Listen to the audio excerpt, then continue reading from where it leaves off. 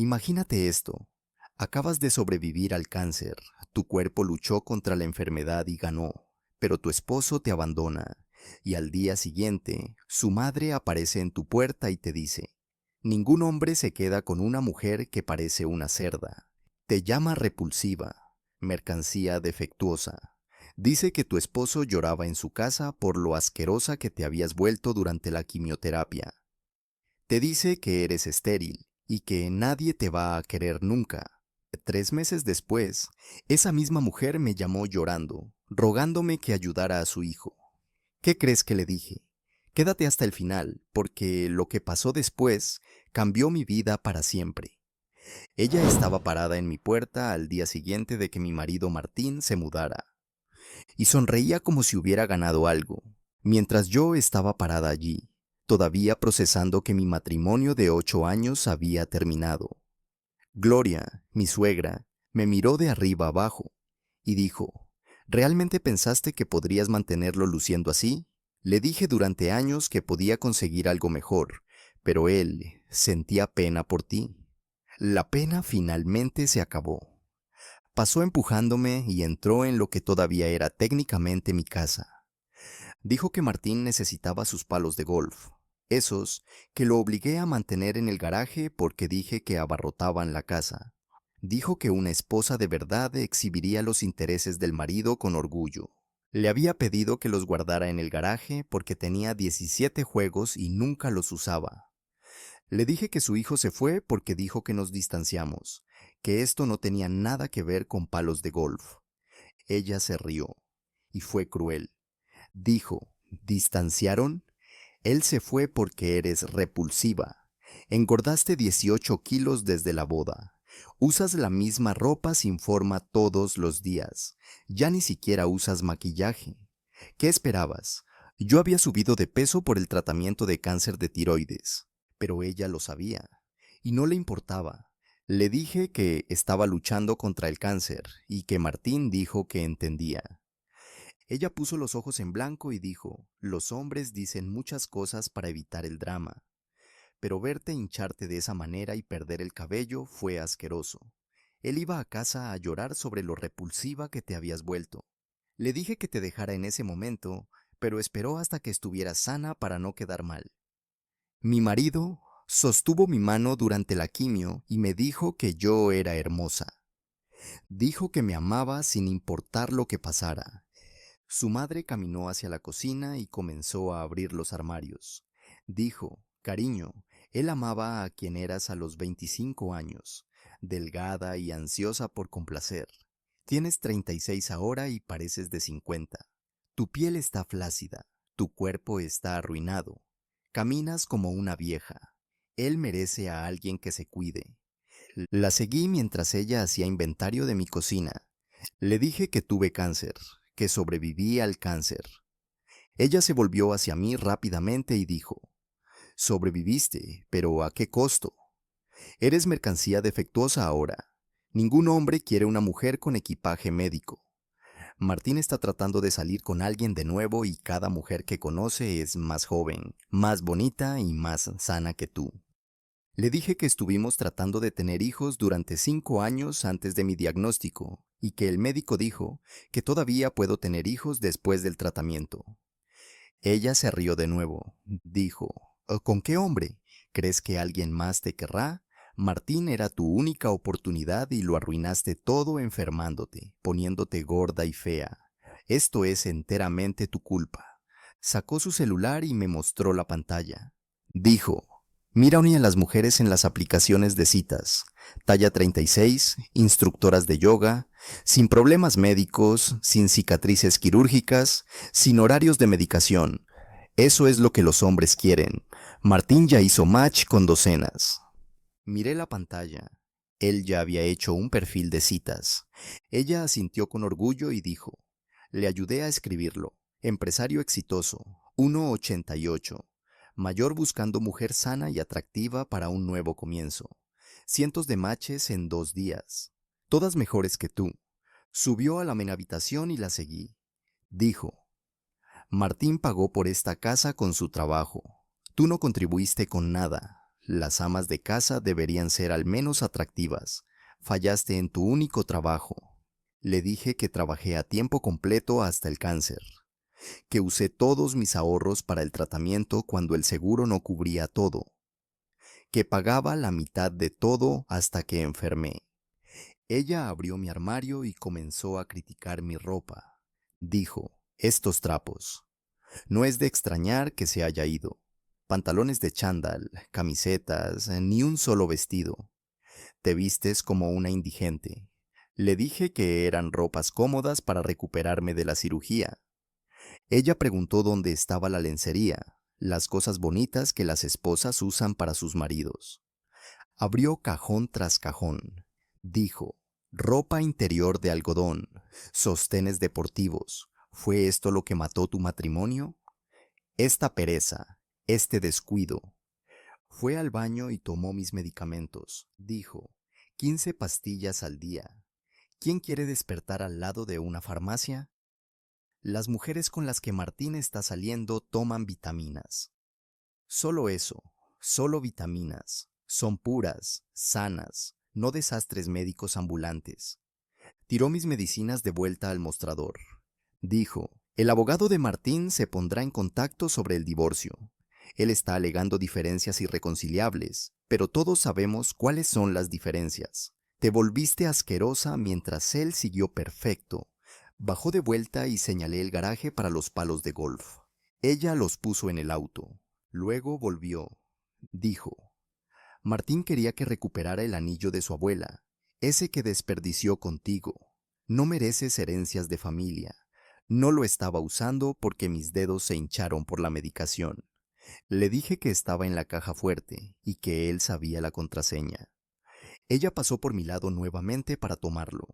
Dijo, 8 años de su plenitud desperdiciados contigo. Ya podría tener hijos ahora con alguien digna. Pero en cambio, se quedó con una cerda enferma y estéril, que no pudo ni mantenerse delgada para él. Tomó el anillo y lo examinó. Dijo, voy a mandarlo limpiar y guardar para alguien que lo merezca. Tus manos enfermas lo contaminaron. Caminó de vuelta al auto. Antes de irse, dijo, por cierto, Martín ya está planeando pedirle matrimonio a quien sea que salga a continuación. Quiere hijos inmediatamente. Basta de perder tiempo con mujeres defectuosas.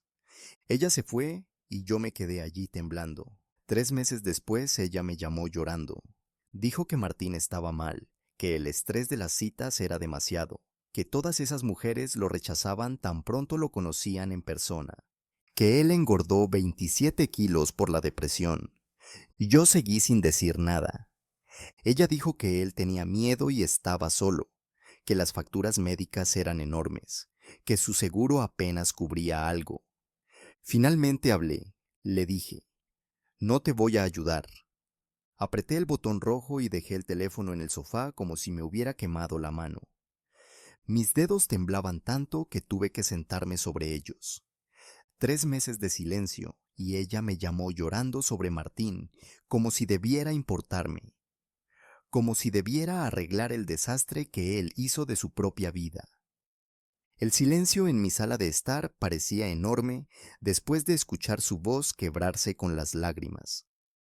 Nunca le había colgado a nadie antes, ni siquiera a los vendedores telefónicos, pero algo al escucharla suplicar, después de todo lo que me dijo, hizo que todo mi cuerpo se tensara con una rabia que no sabía que aún tenía. Tomé mi teléfono nuevamente y busqué en mis contactos hasta encontrar el número de Valentina. No hablábamos desde hacía casi 2 años, porque Martín siempre decía que ella era una mala influencia. Decía que me llenaba la cabeza con tonterías feministas. Decía que su divorcio probaba que no entendía de matrimonio. Apreté para llamar antes de que pudiera convencerme de lo contrario. Ella contestó al segundo tono, y su voz era exactamente como la recordaba. Cuando comencé a explicar sobre la partida de Martín, la visita de Gloria y la llamada de hace un momento, mis palabras salieron en un torrente que no tenía sentido. Valentina no interrumpió ni una sola vez. Ella solo me escuchó hablar cada vez más rápido hasta que me quedé sin aliento. Entonces, dijo que venía para acá y colgó. 40 minutos después estaba en mi puerta con 2 botellas de vino y una caja de pañuelos. Parecía la misma, excepto que el cabello estaba más corto y tenía lentes nuevos. Me abrazó tan fuerte que comencé a llorar en su hombro. Nos sentamos en mi sofá y ella abrió el vino mientras yo le contaba todo de nuevo. Más despacio esta vez, sobre el cáncer y el tratamiento, ganar peso y perder el cabello, sobre Martín, sosteniendo mi mano durante la quimioterapia, mientras secretamente le decía a su madre que yo era asquerosa, sobre Gloria, llevándose el anillo y los palos de golf y diciendo que yo era mercancía defectuosa, sobre el perfil de citas y los cientos de coincidencias. El rostro de Valentina se ponía más duro con cada detalle, y cuando terminé, sirvió más vino para las dos. Me hizo preguntas que no esperaba. Martín alguna vez me defendió ante su madre, alguna vez le dijo a Gloria que dejara de criticarme, alguna vez me defendió. Traté de pensar en ejemplos, pero no pude encontrar ninguno. Valentina dijo que eso no era amor, que un hombre que me amara me habría protegido de la crueldad de su madre en lugar de participar en ella, que él llorara con Gloria sobre mi apariencia mientras fingía apoyarme era abuso emocional. Nunca lo había pensado de esa manera antes. Siempre pensé que él solo era cercano a su familia, que la opinión de su madre le importaba.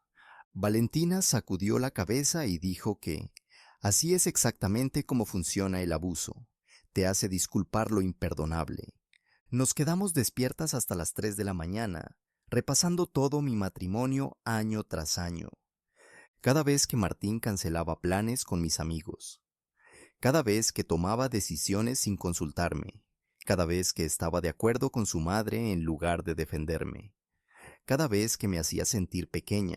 Patrones que yo había justificado durante 8 años, de repente parecían diferentes expuestos de esa manera. Apenas dormí y desperté con dolor de cabeza por el vino. Valentina había dormido en mi habitación de huéspedes y ya estaba despierta haciendo café cuando bajé. Dijo que tenía una amiga que era abogada de divorcios, alguien especializada en casos como el mío, donde una persona se enfermaba y la otra se iba. Alguien que aseguraría que no fuera perjudicada en el acuerdo.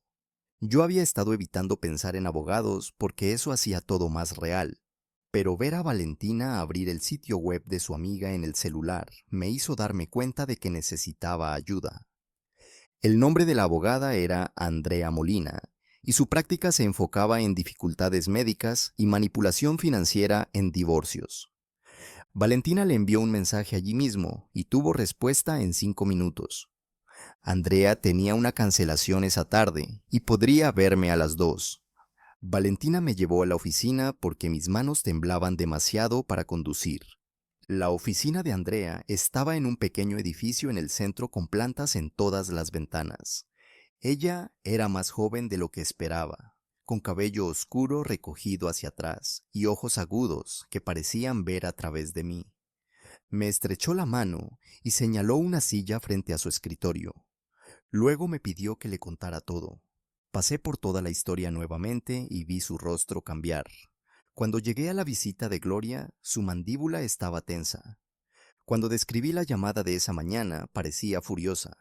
Hizo preguntas específicas sobre dinero. ¿Cuánto contribuí para el pago inicial de la casa? ¿Qué porcentaje de las cuentas pagaba antes del cáncer? ¿Cuánto de mis ahorros se fue en gastos médicos? Si el nombre de Martín estaba en mi deuda médica. No había pensado en nada de eso como relevante para el divorcio. Andrea explicó que mis contribuciones financieras importaban, que a los tribunales les importa quién pagó qué, que mi dificultad médica y pérdida de ingresos durante el tratamiento eran factores para la pensión alimenticia. Preguntó si tenía documentación y dije que guardaba todos mis extractos bancarios y recibos. Ella sonrió por primera vez y dijo que eso era bueno, que podríamos construir un caso fuerte con la documentación adecuada. Pasé los siguientes 3 días revisando cajas en mi garaje y archivos en mi oficina.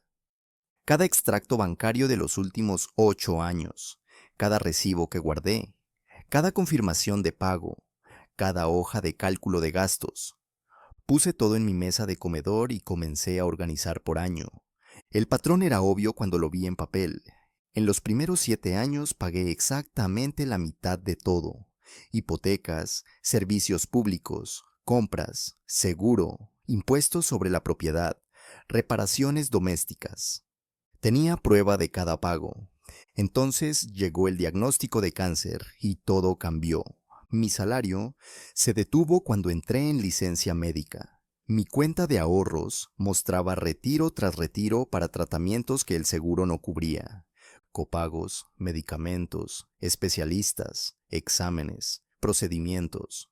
40,000 se fueron en 6 meses. Mientras tanto, la cuenta de Martín permaneció estable. Él pagó la hipoteca solo durante ese tiempo, pero nada más cambió para él. Mantuvo su gimnasio, sus palos de golf y el pago del auto. El rastro de papel mostraba exactamente que lo que Gloria alegaba era mentira. Contribuí con más de la mitad de nuestra vida compartida hasta que el cáncer lo hizo imposible. Andrea revisó todo lo que llevé y su sonrisa aumentó. Dijo que esa documentación era exactamente lo que necesitaba, que probaba que yo era una socia financiera igualitaria que agotó sus recursos debido a una crisis médica, mientras Martín mantenía su riqueza, que mostraba que sacrifiqué mis ahorros y carrera por la salud mientras él protegía sus bienes. Redactó los papeles del divorcio con una contabilidad detallada de cada contribución que hice, cada pago, cada gasto, cada sacrificio. Incluyó una solicitud de pensión alimenticia basada en mi dificultad médica e interrupción en la carrera. Explicó que el abogado de Martín probablemente lucharía contra eso. Probablemente alegaría que yo era una interesada tratando de sacar ventaja. Pero ella no estaba preocupada porque teníamos documentación que contaba la verdadera historia. Presentó los papeles un miércoles por la tarde y dijo que tendríamos respuesta en 2 semanas. Roberto Campos respondió en 5 días con una carta que hizo que Andrea se riera a carcajadas cuando la leyó. Exigía que desalojara la casa inmediatamente. Alegaba que yo no tenía derecho a ningún bien compartido. Decía que debería renunciar a todas las reclamaciones de propiedad y apoyo. Amenazaba con arrastrar el proceso si no cumplía. Andrea me llamó y leyó todo por teléfono. Luego explicó que esto era una táctica de intimidación, que el abogado de Martín estaba tratando de asustarme para aceptar nada, que no se sostendría en el tribunal porque teníamos prueba de mis contribuciones, que los jueces no ven con buenos ojos a los abogados que hacen exigencias irracionales. Dijo que no me preocupara, que esto en realidad hacía nuestro caso más fuerte porque mostraba que Martín estaba siendo irracional. Me sentí aliviada al escuchar su confianza, aunque la carta me asustaba. Mi teléfono vibró con un mensaje de Camila 2 días después. Camila era la hermana de Martín. Dijo que quería hablar porque estaba preocupada por los dos, que sabía que las cosas estaban complicadas, pero esperaba que aún pudiéramos ser amigas. Miré el mensaje durante 10 minutos tratando de decidir si quería responder. Camila siempre fue amable conmigo, nunca cruel como Gloria, nunca juzgadora. Me envió paquetes de cuidados durante la quimio, llamó para ver cómo estaba, envió tarjetas graciosas para hacerme reír. Pero también era hermana de Martín, parte de su familia, parte del sistema que lo creó. Respondí y acepté encontrarla para un café porque tenía curiosidad sobre lo que sabía, lo que había escuchado, de qué lado estaba. Nos encontramos en un café cerca de su trabajo el sábado por la mañana. Camila parecía cansada cuando entró. Me abrazó y pidió cafés para las dos y nos sentamos cerca de la ventana. Comenzó diciendo que supo del divorcio y lamentaba que las cosas no hubieran funcionado, que siempre le caí bien y esperaba que pudiéramos mantener el contacto. Asentí y esperé a que llegara al verdadero motivo de la llamada. Respiró hondo y dijo que Martín estaba viviendo en el sótano de Gloria, que se estaba desmoronando, ganando peso, no se bañaba, no salía de casa, que las citas eran más difíciles de lo que él esperaba, que las mujeres lo rechazaban cuando lo conocían en persona, que estaba deprimido y asustado y no sabía qué hacer. Escuché sin reaccionar y ella siguió hablando. Dijo que Gloria estaba preocupada por él, que no sabía cómo ayudar, que tal vez yo podría hablar con él. Casi me reí de eso, pero me contuve. Entonces Camila dijo algo que me hizo enderezarme en la silla. Admitió que escuchó el discurso de Gloria hacia mí, que estaba allí ese día escondida en el auto, que escuchó todo lo que la madre dijo y quedó horrorizada, que quería entrar y detenerlo, pero tenía demasiado miedo de la ira de Gloria. Necesitaba saber la verdad y le pregunté directamente a Camila si Martín realmente se quejaba de mi apariencia durante el tratamiento. Dejó de mover el café y miró la espuma por lo que pareció un minuto entero. Luego, asintió lentamente y dijo, sí, él se quejó con Gloria sobre tu apariencia. Mi estómago se revolvió, pero me quedé quieta y esperé a que siguieran hablando. Explicó que Martín estaba asustado cuando enfermé y no sabía cómo lidiar viéndome pasar por la quimio. Hablaba con Gloria porque necesitaba a alguien con quien desahogarse, y ella siempre estaba disponible para escuchar. Pero Gloria tomaba cada pequeña queja y la transformaba en algo enorme y feo. Ella fomentaba sus peores pensamientos y los hacía más grandes de lo que eran. Camila dijo que Martín mencionaba que yo parecía cansada y Gloria respondía que yo parecía asquerosa. Él decía que el aumento de peso le preocupaba y ella decía que me estaba volviendo repulsiva. Ella amplificaba todo, hasta que los miedos de él se convirtieron en las armas de ella. Camila me miró con tristeza real y dijo que esto no disculpaba lo que él hizo. Estar asustado no le daba permiso para abandonarme o dejar que su madre me atacara. Dijo que quería que yo supiera la verdad, aunque eso hiciera que Martín pareciera peor. Me quedé sentada procesando esa información y me di cuenta de que en realidad hacía las cosas más claras. Martín no era un monstruo que deliberadamente decidió destruirme. Él era simplemente débil. Era un cobarde que no podía lidiar con cosas difíciles y corrió hacia su madre, en lugar de ser honesto conmigo. Pero la debilidad que permite la crueldad sigue siendo una elección. Eligió quejarse con Gloria en lugar de hablar conmigo. Eligió dejar que el odio de ella creciera en lugar de defenderme. Eligió irse en lugar de quedarse. Cada una de esas fue una elección que él hizo. Le dije a Camila que apreciaba su honestidad y que eso me ayudó a entender lo que realmente pasó. Pero también le dije que yo no podía tener contacto con Martín o cualquier persona de su familia ahora. Necesitaba protegerme y construir mi propia vida sin ellos. Ella asintió y dijo que entendía. Esperaba que tal vez algún día pudiéramos ser amigas nuevamente, pero respetaba que yo necesitara espacio. Terminamos nuestro café y nos abrazamos al despedirnos, y conduje a casa sintiéndome extrañamente más ligera.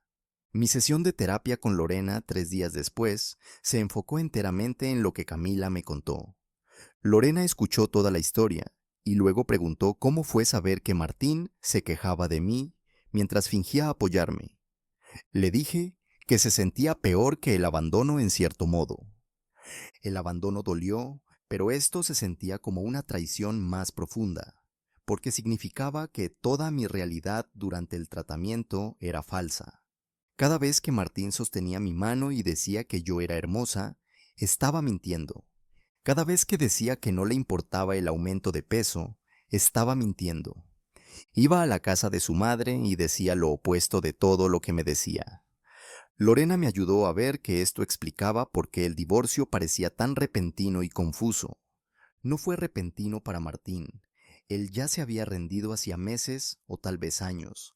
Solo lo ocultó lo suficientemente bien como para que yo creyera en su actuación. El hombre con quien pensé estar casada no existía. El verdadero Martín era aquel que se quejaba con Gloria y dejaba florecer su crueldad. Lorena preguntó si saber esto cambiaba cómo me sentía sobre el divorcio. Y me di cuenta de que sí, me sentía menos como si algo estuviera mal conmigo y más con rabia hacia él por ser tan cobarde. Ella dijo que esa rabia era sana e importante.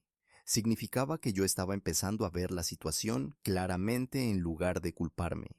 Tuve mi consulta con el doctor Ramírez a la semana siguiente, y él se emocionó al mirar mis resultados de exámenes. Mis niveles de tiroides se estaban estabilizando maravillosamente y todos mis otros números se veían geniales. Dijo que me estaba recuperando mejor que la mayoría de los pacientes y que mi cuerpo había respondido muy bien a los ajustes de medicación. Luego mencionó casi casualmente que el aumento de peso debería comenzar a irse ahora que todo estaba equilibrado correctamente. Me senté allí y me di cuenta de que no me importaba tanto como pensé que me importaría. El peso había sido esa cosa enorme en mi mente porque Gloria lo hizo parecer la peor cosa sobre mí. Pero sentada en la oficina del doctor Ramírez mirando la prueba de que estaba sana, me di cuenta de que mi cuerpo había luchado contra el cáncer y vencido. Sobrevivió al veneno siendo bombeado a través de él, cirugía y radiación. Me mantuvo viva. Si estaba 18 kilos más pesado, ya no parecía tan importante. Le dije al doctor Ramírez que estaba más interesada en estar sana que en perder peso. Y él sonrió y dijo que esa era exactamente la actitud correcta. Dijo que muchos pacientes se obsesionaban con volver al peso precáncer y perdían el punto de que estaban vivos. Salí de su oficina sintiendo orgullo de mi cuerpo por primera vez en años. Pero entonces el doctor Ramírez preguntó si tenía alguna otra duda antes de terminar, y me vi preguntando sobre fertilidad. Necesitaba saber la verdad después de todo lo que Gloria dijo sobre que yo era estéril y estaba dañada. El doctor Ramírez sacó más resultados de exámenes y me dijo que mi pronóstico de fertilidad era excelente. El cáncer y el tratamiento no habían afectado mi sistema reproductivo en nada. Yo podría tener hijos siempre que estuviera lista, y no había razón médica para pensar que tendría problemas. Comencé a llorar allí mismo en su oficina, y él pareció confundido y preocupado. Preguntó si estaba bien, y traté de explicar entre lágrimas que la madre de Martín me dijo que yo era estéril, que ningún hombre me querría porque no podía tener hijos, que yo era mercancía defectuosa. El rostro del doctor Ramírez cambió y se puso visiblemente enojado. Dijo que eso era médicamente falso y cruel y que quería saber quién me dijo aquello. Le expliqué sobre Gloria y todo lo que ella dijo y él se puso aún más molesto. Me dijo que ese tipo de desinformación era dañina y peligrosa, que nunca deberían haberme dicho esas cosas, que mis registros médicos mostraban claramente que yo tenía todas las posibilidades de un embarazo normal. Me hizo prometer que no creería en nada de lo que Gloria dijera sobre mi salud nunca más. Prometí y salí de la oficina sintiendo como si otro peso hubiera sido quitado de mí. Valentina me llamó esa noche y dijo que quería que fuera a un grupo de apoyo para sobrevivientes de cáncer con ella. Le dije que no quería definirme por mi enfermedad, y ella dijo que no se trataba de definirme. Se trataba de estar cerca de personas que entendían por lo que pasé. Yo estaba resistente porque la idea de sentarme en un círculo hablando sobre cáncer parecía deprimente. Pero Valentina siguió insistiendo y finalmente acepté intentar una sesión. Ella pasó por mí el martes siguiente y fuimos al centro comunitario donde el grupo se reunía. La sala estaba iluminada y tenía sillas cómodas organizadas en círculo. Había cerca de 15 personas allí, variando de los 20 a los 70 años. El facilitador dio la bienvenida a todos e invitó a las personas a compartir actualizaciones. Me senté quieta y solo escuché mientras las personas hablaban sobre sus progresos en el tratamiento, desafíos y victorias. Dos mujeres mencionaron que sus parejas las dejaron durante el tratamiento. El marido de una mujer pidió el divorcio mientras ella aún estaba en quimio. El novio de otra mujer se mudó 3 semanas después de su diagnóstico. Escuchar sus historias me hizo sentir menos sola y menos avergonzada. Yo no era la única persona a quien le había pasado esto. No era porque yo fuera únicamente incapaz de ser amada. Algunas personas simplemente no pueden lidiar con cosas difíciles y se van. Al final de la sesión, el facilitador preguntó si alguien nuevo quería presentarse. Levanté mi mano y dije mi nombre, y que había terminado el tratamiento para cáncer de tiroides hacía 6 meses. Todos me dieron la bienvenida y varias personas vinieron a hablar conmigo después. Las dos mujeres cuyas parejas las dejaron me dieron sus números de teléfono y dijeron que llamara a cualquier hora. Me comprometí a volver la próxima semana. Andrea me llamó 2 días después con noticias sobre el proceso de divorcio. Dijo que Roberto había retrocedido de todas sus exigencias agresivas y ahora estaba proponiendo mediación en lugar de ir a la corte. Ella sospechaba que Martín no podía costear una larga batalla legal, especialmente con sus gastos médicos actuales. El desastre de las citas y la depresión aparentemente crearon problemas financieros reales. Andrea dijo que la mediación sería más rápida y barata para los dos y creía que podríamos conseguir un acuerdo justo. Pregunté si eso significaba que Martín estaba desesperado, y ella dijo que sí. Probablemente eso funcionaba a nuestro favor, porque las personas desesperadas hacen acuerdos en lugar de luchar. Preguntó si yo estaba dispuesta a intentar la mediación, y dije que sí, pero solo con límites claros sobre lo que yo negociaría. Pasamos una hora al teléfono repasando todo. Ella tomó notas detalladas sobre lo que yo quería y necesitaba. Preparamos una propuesta que incluía mi parte justa del valor de la casa con base en lo que yo realmente pagué. Reembolso de gastos médicos que cubrí con mis ahorros cuando el seguro no pagaba. Pensión alimenticia temporal por 6 meses mientras buscaba trabajo y reconstruía mi carrera. Andrea dijo que todo era razonable y que ella lo presentaría en la mediación. Me advirtió que ver a Martín probablemente sería difícil, pero que necesitaba mantenerme calma y dejarla hablar. La sesión de mediación fue programada para el jueves siguiente en una sala de conferencias en un edificio en el centro. Usé un vestido azul marino y me maquillé con cuidado porque quería parecer fuerte y sana. Andrea me encontró en el vestíbulo y subimos juntas. Martín ya estaba allí con Roberto cuando entramos. No lo veía desde que se mudó, hacía 4 meses. Se veía terrible, exactamente como Gloria describió. Había ganado mucho peso y su cara estaba hinchada y gris. Su ropa no le quedaba bien y se veía extraña en él. No me miraba de ninguna manera. Solo miraba fijamente la mesa frente a él mientras Roberto barajaba papeles. La mediadora se presentó y explicó el proceso. Luego le pidió a Roberto que presentara la posición de Martín primero. Él comenzó el discurso sobre cómo el matrimonio fue corto y yo era joven y sana y debería ser capaz de mantenerme. Que Martín había pagado la mayoría de las cosas durante el matrimonio y merecía quedarse con la casa. Andrea lo dejó terminar y luego calmadamente sacó nuestra documentación. Mostró extractos bancarios, probando que pagué la mitad de todo hasta enfermarme. Facturas médicas mostrando que agoté todos mis ahorros para el tratamiento. Registros de empleo mostrando que tuve que dejar mi trabajo por el cáncer. La mediadora miró todo cuidadosamente e hizo varias preguntas directas a Roberto, que él no pudo responder bien. Hicimos una pausa después de una hora y fui al baño. Cuando salí, Martín estaba parado en el pasillo, solo. Intentó caminar hacia mí y me di la vuelta y fui en la dirección opuesta de vuelta a la sala de conferencias. No estaba lista para escuchar lo que sea que él quisiera decir. No le debía la oportunidad de disculparse o explicar o sentirse mejor sobre lo que hizo. Andrea estaba esperando y preguntó si estaba bien. Asentí y dije que solo quería terminar pronto con esto. La mediadora nos llamó de vuelta y preguntó a ambos lados si había espacio para el compromiso. Andrea presentó nuestra propuesta y explicó cada punto. A la mediadora le pareció justa. Roberto argumentó por un tiempo, pero eventualmente Martín habló en voz baja y dijo que estaría de acuerdo. Así de simple, se acabó. Habíamos alcanzado un acuerdo preliminar. Yo recibiría el 40% del valor de la casa, lo que era menos del 50% que merecía, pero suficiente para empezar de nuevo.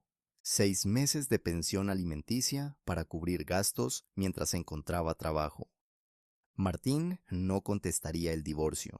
Andrea dijo que no era perfecto, pero era lo suficientemente justo. Firmé el acuerdo preliminar y salí de aquel edificio sintiéndome libre. Valentina trajo anuncios de apartamentos al día siguiente y nos sentamos en mi mesa de la cocina con café mientras ella circulaba posibilidades con un bolígrafo rojo. La mayoría de los lugares eran muy caros o muy lejos de mis perspectivas de empleo, pero ella siguió buscando y haciendo anotaciones sobre qué barrios tenían buenos supermercados y estacionamiento seguro. Encontramos un anuncio que parecía prometedor en un barrio que siempre me gustó, cuando Martín y yo pasábamos por allí años atrás. El apartamento tenía ventanas grandes en las fotos y un balcón minúsculo orientado al sur, para que las plantas recibieran buena luz. Valentina llamó al propietario en el momento y marcó una visita para esa tarde. El apartamento quedaba en el tercer piso de un edificio antiguo de ladrillos con pisos de madera que crujían cuando caminábamos sobre ellos. El propietario nos mostró la cocina, que era pequeña, pero había sido reformada recientemente con armarios blancos y encimeras de granito. La habitación era lo suficientemente grande solo para una cama queen y una cómoda. La sala de estar tenía esas ventanas grandes que había visto en las fotos y dejaban entrar tanta luz natural que todo el espacio parecía cálido y abierto. El balcón apenas cabía 2 sillas, pero podía imaginarme allí afuera por la mañana con café y un libro. El propietario explicó que los servicios no estaban incluidos, pero el edificio estaba bien aislado, así que los costos de calefacción permanecían razonables. Pregunté sobre los términos del alquiler y dijo que prefería contratos anuales, pero consideraría 6 meses si pagaba un depósito extra. Le dije que acababa de finalizar mi acuerdo de divorcio y tendría el primer y último mes de alquiler más el depósito dentro de una semana. Pareció satisfecho con eso y dijo que guardaría el apartamento para mí si conseguía el depósito para el viernes.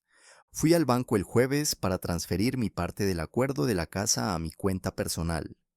El valor era menor de lo que esperaba, pero más de lo que temía. Y parecía surrealista ver ese número en mi saldo después de meses de ansiedad financiera. Fui directo del banco a la oficina del propietario y le di un cheque para el depósito y el primer mes de alquiler. Me dio el contrato para revisar y lo llevé a casa para leer cada cláusula antes de firmar. Andrea me había enseñado a tener cuidado con los documentos legales y no iba a apresurar esto, aunque estaba emocionada. El contrato era estándar, sin nada preocupante, así que firmé el viernes por la mañana y lo dejé en la oficina del propietario con el cheque firmado. Me entregó 2 llaves y dijo que podía mudarme siempre que estuviera lista. El apartamento era oficialmente mío a partir del primer día del próximo mes, lo que me daba 2 semanas para empacar la casa y organizar la mudanza. Valentina reclutó a 3 mujeres del grupo de apoyo para ayudar el día de la mudanza, y todas nos encontramos en la casa temprano en la mañana del sábado con café y cajas. Las mujeres del grupo de apoyo se llamaban Mariana, Laura y Sandra. Todas habían pasado por divorcios después de crisis médicas, así que entendían por qué esta mudanza importaba. Comenzamos en la habitación empacando mi ropa y artículos personales, dejando todo lo que me recordaba a Martín o a su familia. Su madre tenía razón en que yo no tenía mucha ropa elegante, pero empaqué mis cosas cómodas y las pocas prendas bonitas que compré para entrevistas de trabajo. Mariana encontró mi vestido de novia en el fondo del armario y preguntó qué quería hacer con él. Le dije que lo dejara para que Martín lidiara con él porque no lo quería, y no me importaba lo que pasara con él. Pasamos por la casa habitación por habitación, llenando cajas con cosas que realmente quería mantener y dejando atrás todo lo que parecía contaminado por el matrimonio. La cocina tomó más tiempo porque tuve que separar 8 años de platos y ollas acumulados y decidir qué era realmente mío versus lo que había sido regalo de bodas. Valentina tomó decisiones ejecutivas cuando yo me atascaba, y al inicio de la tarde teníamos todo empacado que vendría conmigo. El camión de mudanza que Valentina alquiló era más pequeño de lo que esperaba, pero logramos encajar todo con un apilamiento cuidadoso. Laura condujo el camión mientras el resto de nosotras seguía en nuestros autos hacia el nuevo apartamento. Descargar llevó menos tiempo que empacar, y por la noche todas mis cajas estaban apiladas en la sala de estar, y mis muebles estaban arreglados en un diseño básico. Valentina pidió pizza de un lugar en la misma calle y nos sentamos en el suelo comiendo y riendo de cómo el apartamento parecía vacío con tan pocas pertenencias. Mariana contó una historia sobre su exmarido tratando de quedarse con la porcelana de su abuela en el divorcio, y cómo ella contrató a un detective privado para probar que él ya había vendido la mitad. Sandra habló sobre la primera noche en su nuevo apartamento después de dejar al marido y cómo lloró por 3 horas y luego durmió mejor que en meses. Laura dijo que la mejor parte del divorcio era poder arreglar los muebles como quisiera sin alguien quejándose. Terminamos la pizza y todas me abrazaron antes de salir y dijeron que llamara si necesitaba cualquier cosa. Pasé las 2 semanas siguientes desempacando cajas lentamente y haciendo que el apartamento pareciera mío. Compré plantas para el balcón y las organicé para que recibieran la mejor luz. Colgué fotos de mi familia y amigos en las paredes y arreglé mi habitación exactamente como quería. La libertad de hacer cada elección sin considerar la opinión de nadie más parecía extraña al principio, pero luego profundamente satisfactoria. Podía poner mi cafetera del lado izquierdo de la encimera en lugar del derecho. Podía colgar mis toallas como quisiera. Podía poner música al volumen que me hiciera feliz. Cada pequeña elección reforzaba que ese espacio pertenecía solo a mí. Gloria llamó 2 semanas después de que me mudé, y esta vez contesté, porque tenía curiosidad sobre lo que quería ahora. Su voz vino por el teléfono frenética y suplicante en lugar de cruel como había sido durante la visita a mi casa. Comenzó a hablar inmediatamente sin siquiera decir hola sobre cómo Martín estaba empeorando, y ella no sabía qué más hacer. Apenas salía de la habitación en la casa de ella. Había ganado más peso, no se estaba bañando regularmente. Ella intentó hacerlo ver a un médico, pero él se negó. Intentó hacerlo hablar con ella, pero él no quería. Ella estaba asustada, sola y desesperada.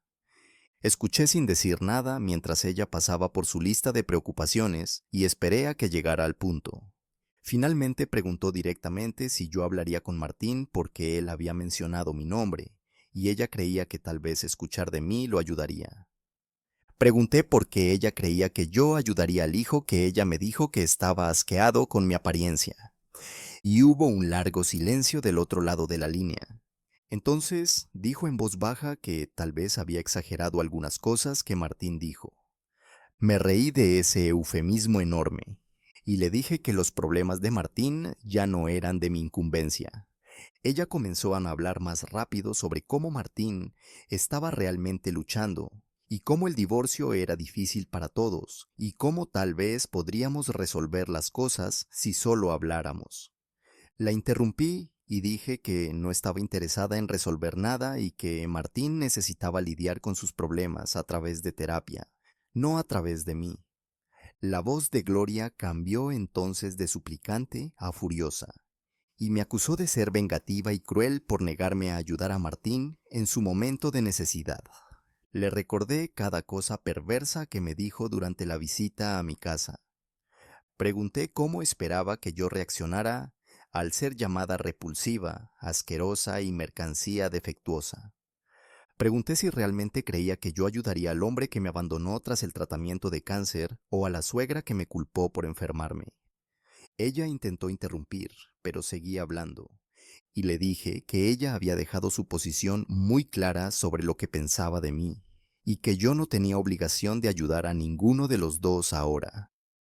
Le dije que yo no causé la situación actual de Martín y que sus luchas con las citas, la depresión y el aumento de peso eran consecuencias de sus propias elecciones, no mi venganza.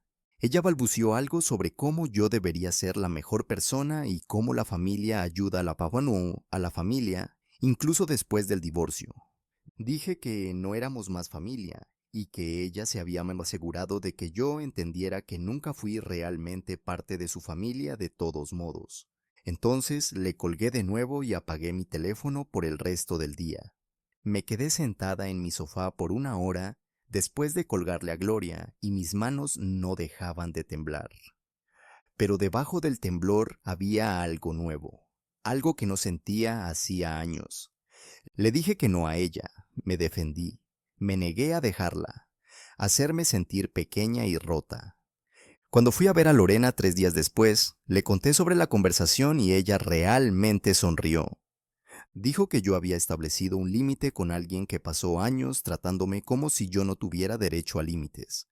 Dijo que eso era un progreso enorme. Le dije que parecía aterrador y bueno al mismo tiempo, como si hubiera saltado de algo alto y aterrizado a salvo. Lorena asintió y dijo, es exactamente así como defenderse a una misma se siente después de años siendo empujada hacia abajo. Comencé a buscar empleo la semana siguiente. Mi currículum tenía una gran brecha, 8 meses de nada entre mi último cargo y ahora. Pensé en mentir o inventar algo vago. Pero entonces recordé a Lorena diciendo que mi cáncer no era algo para ocultar o tener vergüenza. Así que escribí cartas de presentación honestas. Expliqué que había tomado un tiempo para tratamiento y recuperación de cáncer. Dije que ahora estaba totalmente sana y ansiosa por volver al trabajo. Envié solicitudes a 2 empresas en mi área y esperaba tal vez 1 o 2 respuestas si tenía suerte. 3 empresas me llamaron en 2 semanas. La primera entrevista fue por teléfono y estaba tan nerviosa que casi vomité antes. Pero tan pronto como la conversación comenzó, fue mejor de lo que esperaba. La gerente de contratación preguntó sobre mi brecha y dije la verdad. Ella dijo que su madre había sobrevivido al cáncer de mama y cuán difícil era el tratamiento. Preguntó qué había aprendido con la experiencia. Le dije que me enseñó que yo era más fuerte de lo que pensaba y que ya no daba nada por sentado. Ella dijo que esas eran cualidades valiosas en un empleado. La segunda entrevista fue en persona y usé una de mis ropas de trabajo antiguas que no me quedaban muy bien ya. El gerente allí hizo preguntas similares y pareció impresionado cuando hablé sobre gestionar citas médicas y efectos secundarios del tratamiento mientras intentaba mantener alguna normalidad. Dijo que la resiliencia era exactamente lo que su equipo necesitaba. La tercera entrevista fue con una empresa más pequeña y la jefa era una mujer de mi edad que también había tenido cáncer. Conversamos por una hora sobre trabajo, vida y supervivencia. Me ofreció el trabajo al final de la entrevista. Recibí 2 ofertas en total. Una pagaba un poco más, pero tenía la misma sensación corporativa de mi antiguo empleo. La otra pagaba menos, pero tenía mejor seguro y la jefa que también había sobrevivido al cáncer. Elegí la segunda. Cuando llamé para aceptar, mi nueva jefa dijo que valoraba específicamente a empleados que superaron cosas difíciles porque traían fuerza y perspectiva al equipo. Lloré después de colgar, pero eran lágrimas buenas. Comenzar a trabajar parecía recuperar un pedazo de mí que había perdido. No solo durante el cáncer, sino durante todo mi matrimonio. Siempre trabajé hasta que Martín comenzó a sugerir que tal vez no necesitaba hacerlo. Tal vez podría enfocarme en la casa y eventualmente en los hijos. Seguí trabajando de todos modos, pero me sentía culpable por eso, como si estuviera fallando en ser una esposa. Ahora entré en mi nueva oficina y a nadie le importaba mi peso o mis cicatrices o si usaba maquillaje. Les importaba si podía hacer el trabajo. Mis colegas eran amigables sin ser entrometidos.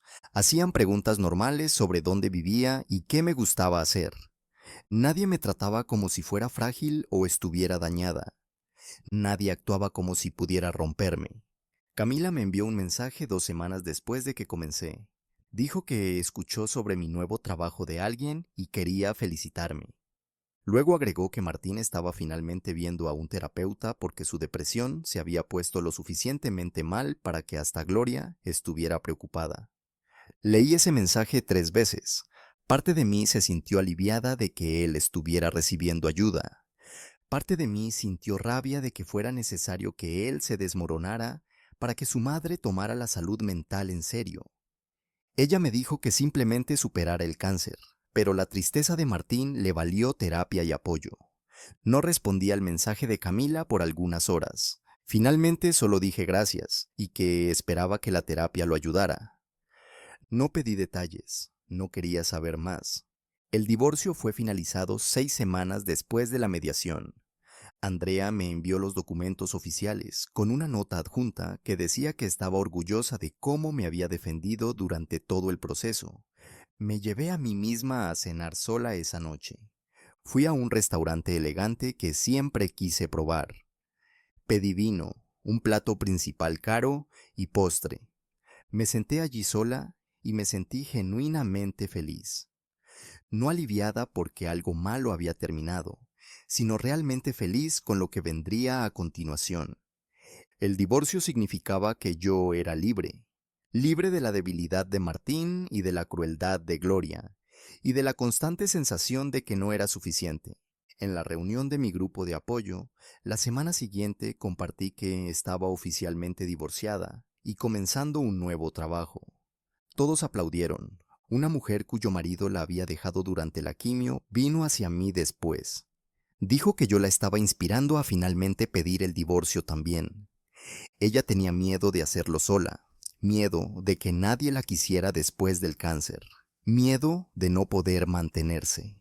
Pero verme hacerlo le hizo pensar que tal vez ella también podría. Le di el contacto de Andrea y dije que ella merecía algo mejor que alguien que la abandonó cuando más necesitaba apoyo. Fui a comprar ropa de trabajo ese fin de semana. Necesitaba cosas que me quedaran en mi cuerpo actual en lugar de tratar de exprimirme en ropas antiguas que no funcionaban más. Parada en el probador, noté algo extraño. Mi cuerpo había cambiado, pero no solo en las formas que Gloria había listado como acusaciones. Me paraba de forma diferente ahora, más erguida, más sólida. Me miré en el espejo y no vi a alguien que necesitaba pedir disculpas por ocupar espacio. Elegí ropa que me hacía sentir poderosa. Un blazer que quedaba perfectamente en mis hombros. Pantalones que eran cómodos, pero profesionales. Un vestido que realmente me gustaba en lugar de uno que yo creía que otras personas aprobarían. Nada de lo que compré era para esconder, arreglar o pedir disculpas. Todo era sobre sentirme bien en mi propia piel. Valentina me llamó algunos días después y dijo que quería que conociera a su amiga Fernanda, que también estaba recién divorciada. Nos encontramos para un café el sábado por la mañana. Fernanda era divertida, aguda y no se tomaba nada en serio. Hizo chistes sobre el exmarido que eran tan específicos y malvados que eran hilarantes. Ella preguntó sobre mi divorcio y conté la historia básica. Dijo que el ex la cambió por alguien más joven y más delgada, y ella pasó 6 meses llorando antes de darse cuenta de que se había librado de una buena. Conversamos por 3 horas sobre reconstruir nuestras vidas, aplicaciones de citas y si queríamos salir con alguien nuevamente. Fernanda me hizo reír más fuerte de lo que me reía en años. Cuando finalmente salimos del café, me abrazó y dijo que deberíamos hacer esto todas las semanas. Acepté inmediatamente. Mi chequeo de 3 meses con el doctor Ramírez ocurrió una mañana de martes. La sala de espera tenía los mismos carteles médicos y sillas de plástico de siempre. Llené los mismos formularios sobre síntomas y medicamentos. La enfermera llamó mi nombre y midió mi presión arterial y peso. El doctor Ramírez entró con mi expediente y sonrió cuando vio los números. Mis niveles de tiroides habían mejorado significativamente desde la última visita. La dosis de la medicación estaba funcionando perfectamente. Mi peso se había estabilizado y mis niveles de energía volvieron a la normalidad. Preguntó sobre efectos secundarios y le dije que me sentía mejor que en más de un año. Él asintió e hizo anotaciones en mi expediente. Luego me miró y dijo que algo había cambiado más allá de las mejoras médicas. Yo parecía diferente de alguna manera, más presente, más viva. Pensé sobre eso por un momento y me di cuenta de que tenía razón. Dejar mi matrimonio había sido tan curativo como cualquier tratamiento médico. El estrés de vivir con alguien que me resentía había desaparecido. La constante sensación de insuficiencia había desaparecido.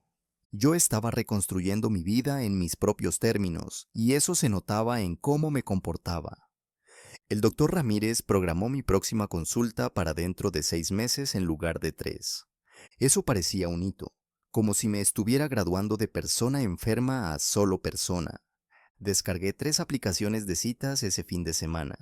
Me dije a mí misma que no estaba buscando nada serio. Solo quería probar que era deseable a pesar de todo lo que Gloria dijo sobre que yo era mercancía defectuosa. La atención vino inmediatamente. Docenas de coincidencias en los primeros días. Hombres enviándome mensajes con elogios y preguntas. Algunos de ellos estaban claramente solo buscando algo casual. Algunos parecían genuinamente interesados en conocerme. Yo era exigente sobre a quién respondía.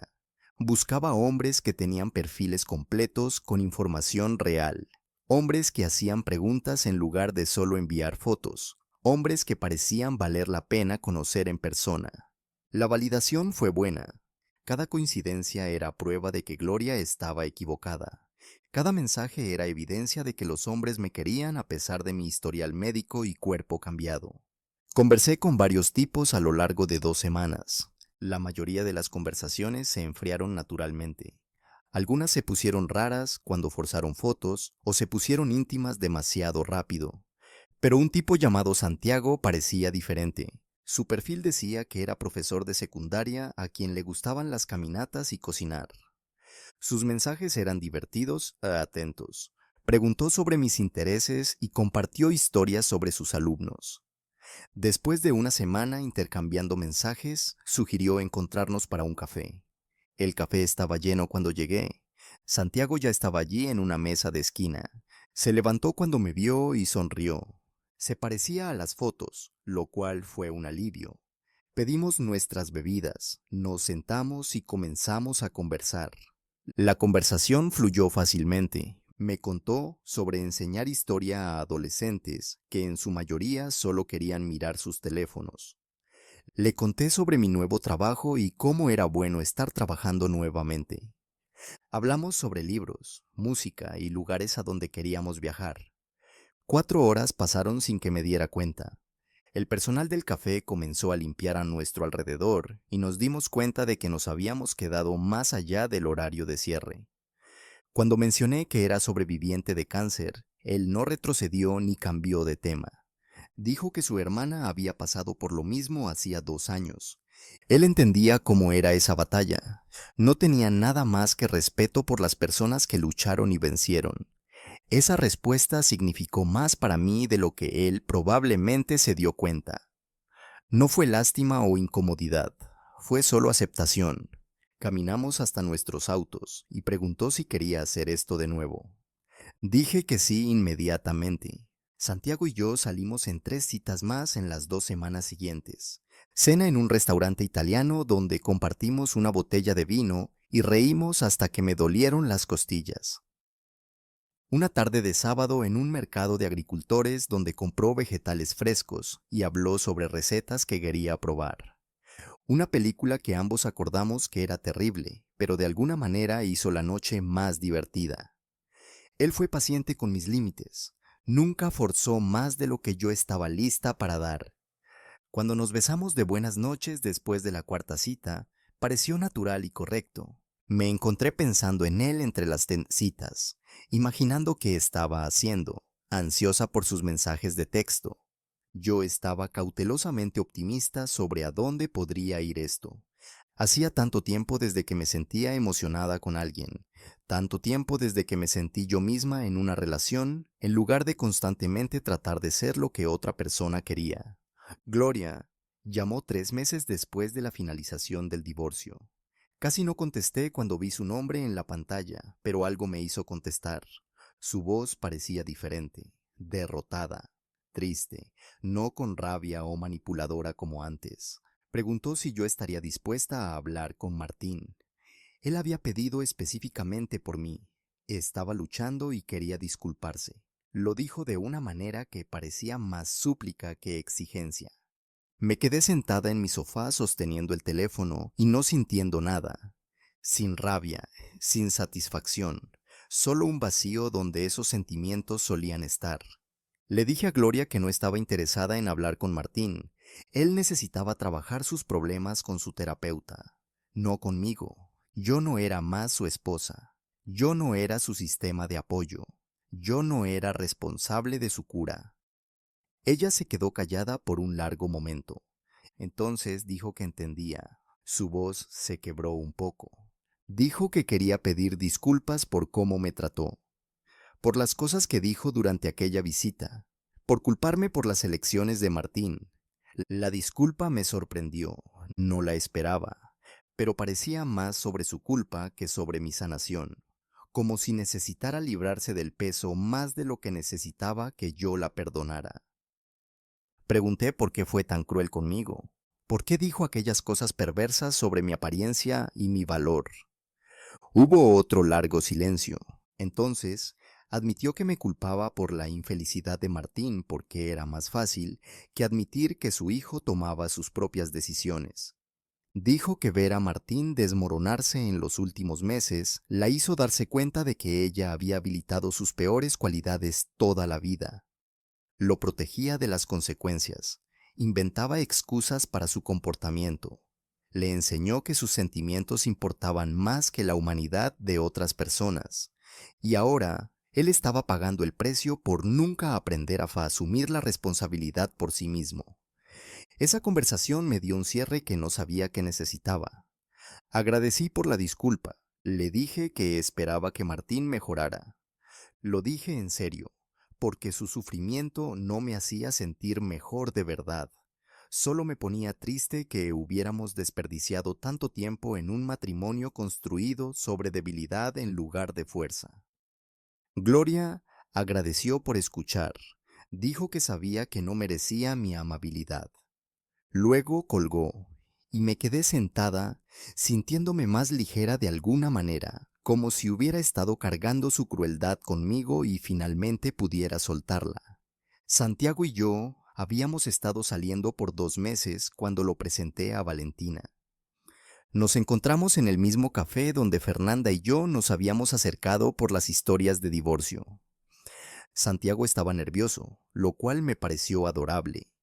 Quería que a mis amigas les cayera bien. Valentina y Fernanda lo bombardearon con preguntas sobre el trabajo, la familia y sus intenciones. Él lidió bien con eso. Las hizo reír con historias sobre sus alumnos, hizo preguntas sobre sus vidas, las trató como personas que genuinamente quería conocer, no obstáculos que tenía que vencer. Después de una hora, Valentina me llevó a un lado mientras Santiago estaba en el baño. Dijo que yo parecía genuinamente feliz de una manera que nunca fui con Martín. Dijo que toda mi cara se iluminaba cuando miraba a Santiago. Dijo que aprobaba completamente y que yo merecía a alguien que me hiciera sentir así. Mi jefa me llamó a su oficina 4 meses después de que comencé el trabajo. Entré nerviosa porque reuniones inesperadas con jefes generalmente significaban malas noticias. Pero ella estaba sonriendo. Me dijo que me estaba promoviendo con un aumento significativo y más responsabilidad. Dijo que mi ética de trabajo y actitud positiva me hacían invaluable para el equipo. Dijo que otros empleados me veían como un ejemplo de cómo lidiar con desafíos con gracia. La promoción vino con un nuevo título y mi propio pequeño equipo para gestionar. Agradecí y volví a mi escritorio sintiéndome orgullosa de mí misma. Había reconstruido mi carrera de la nada. Había probado que podía tener éxito en mis propios términos. El aumento significaba que podía pagar un apartamento mejor y comenzar a ahorrar dinero nuevamente. Significaba que era financieramente independiente de una forma que no era desde antes del cáncer. Significaba que estaba construyendo una vida que pertenecía enteramente a mí. La reunión del grupo de apoyo en mi aniversario de 1 año libre de cáncer pareció diferente desde el momento en que entré. Alguien había colgado serpentinas por la sala del centro comunitario y había un pastel en la mesa con las palabras "Un año fuerte" escritas en glaseado morado. El facilitador me sonrió y todos comenzaron a aplaudir. Me quedé allí sintiéndome avergonzada y agradecida al mismo tiempo. Estas personas entendían lo que significaba sobrevivir de una manera que mi exmarido nunca entendió. Celebraban el hecho de que yo todavía estaba aquí en lugar de lamentar quién solía ser. Comimos pastel y compartimos historias sobre nuestras jornadas de recuperación. Una mujer llamada Mariana recordó mi primera reunión cuando apenas podía hablar sin llorar. Dijo que verme reconstruir mi vida le daba esperanza de que ella podría hacer lo mismo. La abracé y me di cuenta de que me había convertido en el tipo de sobreviviente que yo necesitaba ver cuando estaba en mi punto más bajo. La noche terminó con todos firmando una tarjeta que habían hecho para mí. La llevé a casa y la puse en mi refrigerador, donde podía verla todas las mañanas. Camila me envió un mensaje 2 días después, preguntando si podríamos encontrarnos para un café. Dudé porque le había dicho que necesitaba espacio de la familia de Martín, pero el mensaje decía que tenía algo importante que contarme y prometía que sería rápido. Acepté encontrarla en un café cerca de mi apartamento. Ella ya estaba allí cuando llegué y parecía cansada, pero más calmada que la última vez que conversamos. Pidió cafés para las dos y fue directo al punto. Martín estaba yendo mejor después de 6 meses de terapia. Había aceptado que nuestro matrimonio había terminado y dejó de intentar salir con alguien mientras trabajaba en sí mismo. Estaba perdiendo peso lentamente y tomando medicación para la depresión. Ella dijo que él finalmente entendió que sus problemas eran responsabilidad de él y no algo que yo había causado. Escuché sin decir mucho. Parte de mí estaba feliz de que él estuviera recibiendo ayuda. Otra parte de mí no sentía nada porque su recuperación no cambiaba lo que él había hecho. Le dije a Camila que estaba feliz de que Martín se estuviera cuidando, pero que yo había seguido adelante completamente. No necesitaba actualizaciones sobre su terapia, o la pérdida de peso, o su viaje de salud mental. Mi vida estaba separada de la de él ahora, y quería mantenerla así. Ella asintió y dijo que entendía. Solo quería que yo supiera que él estaba finalmente asumiendo la responsabilidad por sus elecciones. Dijo que él hablaba sobre mí en la terapia y reconocía cuán mal había lidiado con todo. Agradecí por contarme, pero expliqué que su crecimiento era para él y no para mí. Yo había hecho mi propia sanación sin él y no estaba interesada en ser parte de su historia de redención. Camila parecía triste, pero aceptó. Pagó nuestro café y me abrazó al despedirse. Caminé de vuelta a mi apartamento sintiéndome más ligera, porque había establecido un límite claro sin sentirme culpable por eso. Santiago y yo habíamos estado saliendo por 4 meses cuando me dijo que se estaba enamorando de mí. Estábamos en su apartamento haciendo la cena juntos y lo dijo casualmente mientras cortaba vegetales. Dejé de mover la salsa de la pasta y lo miré. Me devolvió la mirada con esa sonrisa nerviosa y dijo que entendía si yo no estaba lista para escuchar, pero necesitaba ser honesto. Solté mi cuchara y caminé hacia él. Le dije que sentía lo mismo. Nuestra relación fue construida sobre la base de la honestidad y respeto mutuo de una forma que mi matrimonio nunca había sido. Él nunca me hizo sentir que necesitaba ser alguien diferente. Le gustaba yo exactamente como era, con todo mi historial médico y equipaje emocional. Nos besamos y terminamos de hacer la cena y conversamos sobre lo que estar enamorado significaba para nosotros. Ninguno de los dos quería apresurar nada, pero ambos sabíamos que esto era real. Presenté a Santiago a mi familia durante la cena de Acción de Gracias en la casa de mis padres. Mi madre había estado pidiendo conocerlo desde hacía semanas y finalmente me sentí lista. Trajo vino y flores y encantó a todos en los primeros 10 minutos. Mi padre preguntó sobre su trabajo enseñando historia en la secundaria y conversaron sobre libros por media hora. Mi hermano menor hizo chistes y Santiago se rió de todos ellos. Después de la cena, mi madre me llevó a la cocina mientras limpiábamos. Dijo que estaba emocionada de verme tan feliz y sana. Entonces admitió que nunca le gustó Martín, pero no quería interferir en mi matrimonio. Pregunté por qué no le gustaba y dijo que él siempre parecía más interesado en cómo yo lo hacía lucir que en quién era yo realmente. Comencé a reír y llorar al mismo tiempo. Me abrazó y dijo que estaba orgullosa de cómo había reconstruido mi vida. Dijo que Santiago me miraba como si fuera la persona más interesante en la habitación y que así era como el amor debía verse. Decidí mudarme de mi pequeño apartamento 6 meses después de la finalización del divorcio. El lugar había servido su propósito, pero quería algo más grande con más luz. Santiago me ayudó a buscar apartamento, aunque todavía no estábamos viviendo juntos. Dijo que estaba invirtiendo en su futuro porque esperaba que yo lo quisiera cerca permanentemente algún día. Encontramos un lugar de 2 habitaciones con grandes ventanas y un balcón que recibía el sol de la mañana. El alquiler era más alto, pero mi trabajo pagaba lo suficientemente bien para que pudiera pagar cómodamente. El día de la mudanza fue exhaustivo, pero divertido. Santiago trajo su camioneta y Valentina trajo su auto, e hicimos 3 viajes cargando cajas y muebles. Pedimos pizza y nos sentamos en el suelo de mi nueva sala, comiendo mientras estábamos rodeados de cajas desempacadas. Santiago bromeó diciendo que ya sabía dónde todo debía ir porque me habían ayudado a mirar tantos apartamentos. Le lancé una servilleta arrugada y él la atrapó y la lanzó de vuelta. Parecía que estábamos construyendo algo real.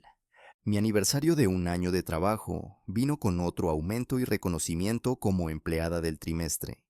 Mi jefa me llamó a su oficina y me dijo que la empresa valoraba mis contribuciones y quería invertir en mi futuro allí. El aumento fue lo suficientemente significativo para que pudiera comenzar a ahorrar dinero nuevamente en lugar de solo cubrir gastos. Dijo que otros empleados me admiraban como un ejemplo de resiliencia y actitud positiva.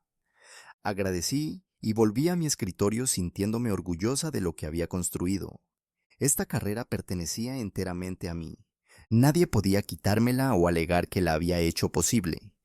Había probado que podía tener éxito en mis propios términos. Valentina me llamó 3 meses después con una noticia que me hizo gritar. Estaba comprometida. El novio le había pedido matrimonio durante un viaje de fin de semana y ella quería que yo fuera su dama de honor. Dije que sí inmediatamente y comencé a llorar lágrimas de felicidad. Ella había estado allí para mí durante mi momento más oscuro, cuando mi matrimonio se desmoronó y yo cuestionaba todo. Ahora yo podía celebrar su felicidad y ayudar a planear su boda. Nos encontramos para almorzar al día siguiente para hablar sobre los planes de la boda. Ella quería algo pequeño e íntimo, solo con familia cercana y amigos. Planear su boda parecía alegre en lugar de estresante. Me recordaba que el amor podía ser sano y solidario en lugar de condicional y cruel. Verla hablar sobre el novio con tanto afecto genuino me hizo estar agradecida por la vida que tenía ahora. Encontré a Martín en un café 6 meses después de nuestro último contacto a través de abogados. Yo estaba en la fila para pedir cuando lo vi sentado en una mesa de esquina. Se veía más sano y estable que la última vez que lo vi. Había perdido peso y su cara tenía color nuevamente. Me notó al mismo tiempo y ambos nos congelamos. Entonces se levantó y caminó hacia mí. Preguntó si podríamos conversar por un minuto. Acepté, aunque mi corazón estaba acelerado. Nos sentamos en su mesa y tuvimos una breve conversación extraña. Se disculpó sinceramente por cómo lidió con todo. Dijo que la terapia lo ayudó a entender cuán débil y cobarde había sido. Dijo que dejó que su madre envenenara sus pensamientos y huyó en lugar de apoyarme cuando más lo necesité. Dijo que no esperaba perdón, pero quería que yo supiera que asumía total responsabilidad. Escuché todo, y luego le dije que aceptaba sus disculpas. Lo dije en serio. Guardar rencor no me estaba ayudando a sanar. Pareció aliviado y me agradeció. Conversamos por unos minutos más sobre cosas superficiales, y luego me fui. Aquel encuentro con Martín no me sacudió de la manera que pensé que lo haría. Caminé de vuelta a mi auto y me quedé allí por un minuto procesando lo que había pasado. Me di cuenta de que me había curado lo suficiente para que verlo solo me hiciera estar agradecida por la vida que tenía ahora, en lugar de amargada por lo que perdí. Él era parte de mi pasado y le deseaba el bien, pero mi presente pertenecía a mí y a Santiago y a Valentina y a mi trabajo y a mi grupo de apoyo y a todos los que celebraban mi fuerza en lugar de tratarme como si estuviera rota. Encendí mi auto y conduje hacia el apartamento de Santiago. Él abrió la puerta y me atrajo para un abrazo antes de que yo pudiera decir cualquier cosa. Le conté sobre encontrar a Martín y él escuchó sin juzgar. Luego, hicimos la cena juntos y conversamos sobre nuestros planes para el fin de semana. Era así como el amor debía verse. Santiago planeó el fin de semana entero sin decirme a dónde iríamos. Pasó por mí el viernes después del trabajo con una maleta de viaje ya lista y condujimos 2 horas hacia el norte hasta una pequeña cabaña cerca de un lago. El lugar tenía grandes ventanas frente al agua y una chimenea que él encendió mientras yo deshacía las maletas. Hicimos la cena juntos en la cocina minúscula y comimos en la terraza mirando la puesta de sol sobre el agua. A la mañana siguiente, caminamos alrededor del lago y paramos en un claro desde donde se podía ver por kilómetros.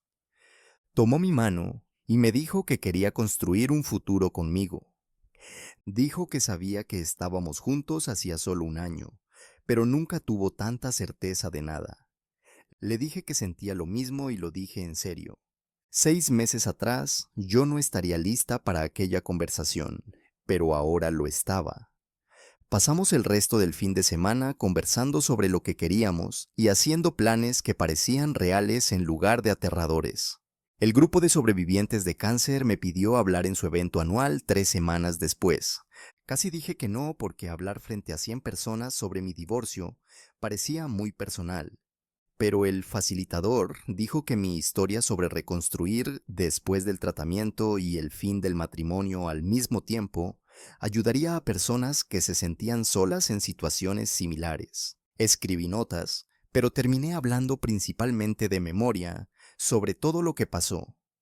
Les conté sobre la visita de Gloria y la partida de Martín y la pérdida de mis ahorros para cuentas médicas y la sensación de que mi vida había terminado. Entonces les conté sobre encontrar a Ana Andrea y conseguir mi acuerdo y comenzar mi nuevo trabajo, y conocer a Santiago y construir una vida que pertenecía a mí. Después, docenas de personas vinieron a agradecerme, y varias mujeres me dijeron que mi historia les dio coraje para dejar sus propios matrimonios malos. Una mujer preguntó si podía llamarme algún día para hablar sobre su divorcio y le di mi número. Ayudar a los toro con hacia los que otros compartiendo lo que pasé parecía la pieza final para transformar mi dolor en algo que importaba. 18 meses después de que Martín se fue, yo estaba sentada en mi balcón con café mirando al barrio despertar. Santiago todavía estaba durmiendo allá adentro, y yo tenía la mañana para mí para pensar. Me di cuenta de que Gloria estaba accidentalmente en lo cierto sobre una cosa cuando dijo que yo no era la misma mujer con quien Martín se casó, pero estaba equivocada sobre el motivo de que eso importara. Yo no era la misma porque era más fuerte, más sana y más feliz de lo que jamás fui en aquel matrimonio. La vida que construí era enteramente mía. Mi trabajo, mi apartamento, mi relación con Santiago, mis amistades, mi grupo de apoyo. Todo vino de mis propias elecciones y trabajo duro. Nadie podía quitarme eso o hacerme sentir pequeña sobre eso. Martín tuvo lo que merecía y yo tuve lo que gané. Esa fue la diferencia entre nosotros. Esta historia me enseñó algo que cambió mi vida para siempre. Tu valor no está determinado por lo que otras personas dicen de ti, ni siquiera las personas que deberían amarte. Sobreviví al cáncer y luego sobreviví a un matrimonio que me hacía sentir que sobrevivir no era suficiente. Mi cuerpo luchó contra la enfermedad y ganó, y yo luché contra la crueldad y también gané. Si estás pasando por algo similar, quiero que sepas esto. Las personas que te abandonan cuando más las necesitas no merecían estar en tu vida en primer lugar. La debilidad de otra persona no es tu culpa. Las mentiras que dicen sobre ti no son tu verdad, y su incapacidad de amarte no significa que seas incapaz de ser amada. A veces, perder a alguien es el primer paso para encontrarte a ti misma. Si esta historia te tocó el corazón, si alguna vez sentiste que no eras suficiente para alguien, déjame un comentario. Me encantaría saber tu historia. Y si todavía no te has suscrito, este es el momento. Dale al botón de suscribirse y activa la campanita para no perderte ninguna historia. Nos vemos en el próximo video.